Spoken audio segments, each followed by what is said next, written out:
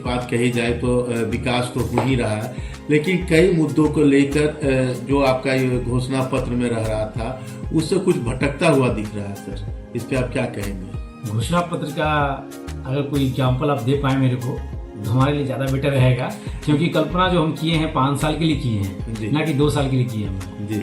तो 2 साल के अंदर में आपको ऐसा क्या लग रहा है जो कि नहीं हो पाया है, वो क्वेश्चन आप कर सकते हैं। सबसे बड़ी समस्या थी कि जाम से निजात, तो आज भी बख्तियारपुर में जाम की स्थिति यथावत बना हुआ है, इस पे आप क्या कहेंगे? क्योंकि जाम के लिए ऑलरेडी हम टेम्पो स्टैंड के लिए सब कुछ पहल किए थे।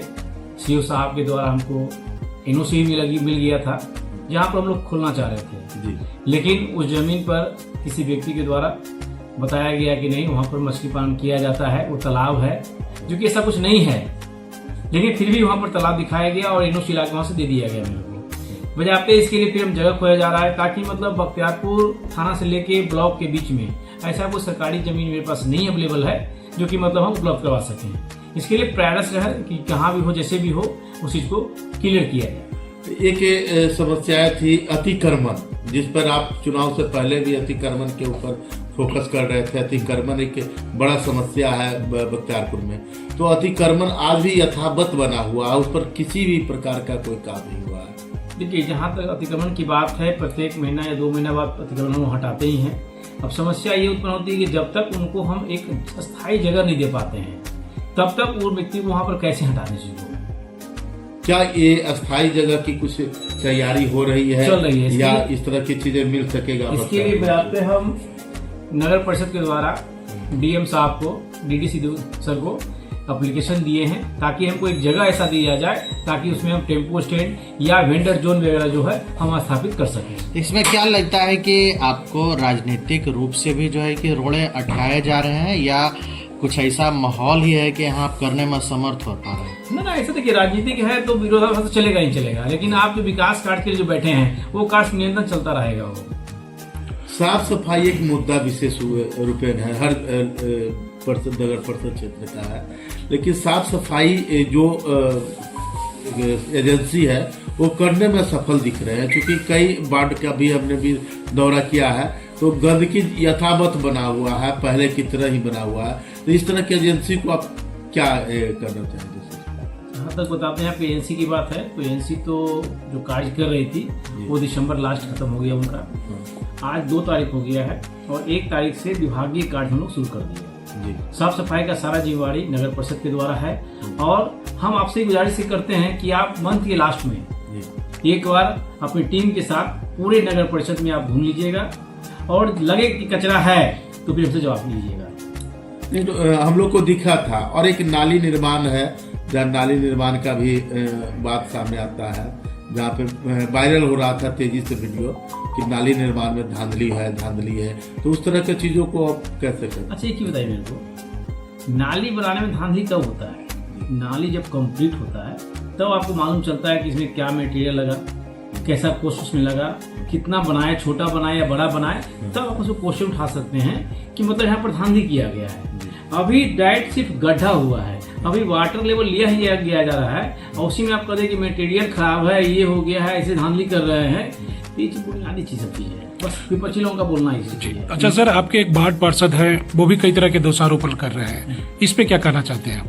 बोले ना कि ये राजनीतिक है, इसमें आरोप प्रत्यारोप चलता रहेगा, सच्चाई क्या है वो हमको पता है। जी, उनका कहना था कि कई वार्डों में जो है कार्य इस वजह से नहीं किया जा रहा है कि हम उनके पक्ष में नहीं है।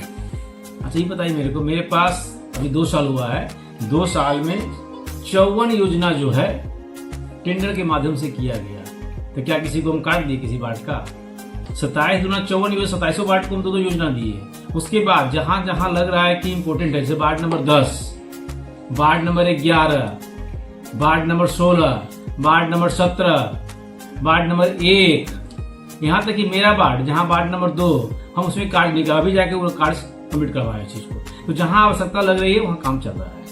वो छात्र जो पहले 2 साल पहले भी जिनको सम्मानित किया गया था टैब वगैरह लैपटॉप वगैरह देकर, उस तरह के छात्र जो है अभी भी आशा देख रहे हैं, लेकिन वो योजना में देरी हो रही है, वो देरी में लोगों तक वो तो आप निजी कोष से दिए थे, तो उस तरह की चीजों के लिए इंतजार लोग कर रहे हैं, तो उनको कब मौका मिलेगा सर? ये आपका अप्रैल में जी पूरा इलेक्ट्रॉनिक सिस्टम के साथ में वो आ रहा है, सारा चीज ऑनलाइन किया जाएगा, बजाते उसका सॉफ्टवेयर भी रेडी कर दिया गया है कि आप एप्लीकेशन भी करना आपको है तो ऑनलाइन ही कीजिएगा, आपका एडमिट कार्ड भी आएगा तो वही आएगा, ऑनलाइन ही आएगा, रिजल्ट भी जो आपका आएगा ऑनलाइन ही आप कीजिएगा उस चीज को, आपका मोबाइल नंबर लिया जाएगा, उसमें OTP आएगा, सारा सिस्टम मतलब गवर्नमेंट टाइप को बना रहेगा, वो सिर्फ एग्जाम ही जो है ऑफलाइन होगा बस। तो ये अप्रैल में लगभग ये आने वाला आपका है, यानी अप्रैल से उसको स्टार्ट माना जा सकता है। आप नगर वासियों को नए साल 2025 के अवसर पर क्या बेहतर सौगात देने जा रहे हैं सर? देखिए, सबसे पहले तो बख्तियारपुर वासियों के लिए एक इंडोर स्टेडियम जी जो कि करीबन 11 करोड़ रुपया का है वो हम देने जा रहे हैं। उसके साथ साथ आश्रय स्थल जो कि 50 बेड का मेरा है वो दिया जा रहा है। एक कम्युनिटी हॉल है जो कि 1 करोड़ रुपया की लागत से वो लगभग बनने को तैयार चल रहा है, रनिंग पोजीशन में अभी है वो। उसके बाद एक सम्राट अशोक कन्वेंशन हॉल वो करीबन 1 करोड़ 66 लाख रुपया का ऑलरेडी कंप्लीट हो चुका है। उसका 2-4-5 दिन में या 15 तारीख के बाद उसका शिलान्यास कर दिया जाएगा उसका। एक चर्चा है कि बख्तियारपुर में होने वाला है बड़ी परिवर्तन, बख्तियारपुर विधानसभा को टैग करके लोग कह रहे हैं कि बड़ा परिवर्तन होने जा रहा है। तो क्या है आने वाला समय में आपकी नजर विधानसभा सीट पर पड़ रही है या और कुछ विशेष करना? अगर बख्तियारपुर की जनता अगर ये चाहती है कि हमारा लोकल को विधान रिप्रेजेंट करे हमारा विधानसभा में, तो उसके लिए हम तैयार हैं। अगर पार्टी टिकट देती है तो चुनाव लड़ने में कोई दिक्कत नहीं है। जिस तरह के राजनाथ सिंह जैसे बड़े बड़े नेता का आशीर्वाद आप पर सुनने में आ रहा है कि बड़ा क्लोज है और मिल रहा है, और ये भी बताया जा रहा है कि कई स्टेट के मुख्यमंत्री के साथ सीधा बैठना उठना आपका हो रहा है, बड़े बड़े सेलिब्रिटी के साथ भी फोटो आपका वायरल होते रहता है, तो माना जाए कि आने वाला 2025 में जो चुनाव होगा विधानसभा उसमें कहीं ना कहीं से आपका नजर आएगा? देखिए, ये सब चीज जो है अपना सेलिब्रिटी हो या फिर CM साहब हो तो बस बिजनेस पर्पज से लोग बैठते हैं, बस राजनीतिक मुद्दा उनसे बात नहीं चलता है। मेरा बिजनेस में जो भी होता है समस्या होती है उनसे मुलाकात करते हैं, वो हल करते हैं, फिर जो भी चीज होता है उसके लिए वो मिलते हैं। लेकिन जहाँ तक राजनीतिक की बात है तो अभी तक इसमें चर्चा हम नहीं की है। अगर आप करें तो ये सीट मिलने की उम्मीद जताया जा रहा है। जैसे लोगों का बैकपेट हमने लिया तो उन्होंने बताया कि इस तरह की चीजें पवन भैया के ही हाथों में आने की उम्मीद है और लोग इसकी चर्चा भी कर रहे हैं। तो क्या उनकी चर्चा को थमने की समय आपके वक्तव्य के बाद आ जाए? देखिए, अगर पार्टी चाहती है कि एक स्वच्छ व्यक्ति, बढ़िया व्यक्ति मैंने अपने क्षेत्र को प्रतिनिधित्व करे तो उसके लिए हम तैयार हैं और एक ईमानदारी के साथ कहते हैं कि जितना टाइम हम अपने नगर परिषद क्षेत्र में देते हैं, शायद कहीं को इतना देता होगा, मेरा टाइमिंग 11 से लेकर 4 बजे तक ऑफिस में टाइम देना है। उसी बीच में जितने भी पब्लिक आते हैं उनकी समस्याओं का हल करते हैं। ऐसा नहीं कि 100% सॉल्व उनका हो जाता है, लेकिन यहाँ पे 80% लगभग सॉल्व कर देते हैं जिसको। कोई चॉइस सीट है आपका सर कि जहां से मिलेगा वहां से लड़ना चाहेंगे? देखिए, 2 जगह है, बाढ़ और बख्तियारपुर। ये 2 क्षेत्र हमारा अपना क्षेत्र है और एक कर्मभूमि दोनों है मेरा, एक नानी घर का है और एक अपना क्षेत्र ये हमारा है।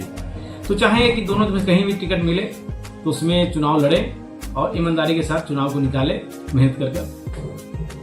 इशारा बाढ़ की ओर भी है? हाँ, अगर पार्टी चाहेगी बाढ़ से आप लड़ी तो बाढ़ से भी लड़ सकते हैं। तो जनता को क्या संदेश देना चाहते हैं सर? बस जनता को संदेश देते हैं कि आप ये नए वर्ष में आप इतनी मेहनत कीजिए ताकि आपका जो लक्ष्य है उस लक्ष्य को आप प्राप्त करें। और मेरे पारिवारिक जो रिश्ता सबका बना रहता है वो बना के रखें, सामाजिक रिश्ता हो, पारिवारिक रिश्ता हो, ताकि लोगों को ये ना लगे कि एक भाई दूसरे भाई से झगड़ा करके और वो आगे बढ़ गया, हम पीछे रह गए। ऐसा नहीं होना चाहिए। एक मिलकर अपने समाज को आगे बढ़ाइए।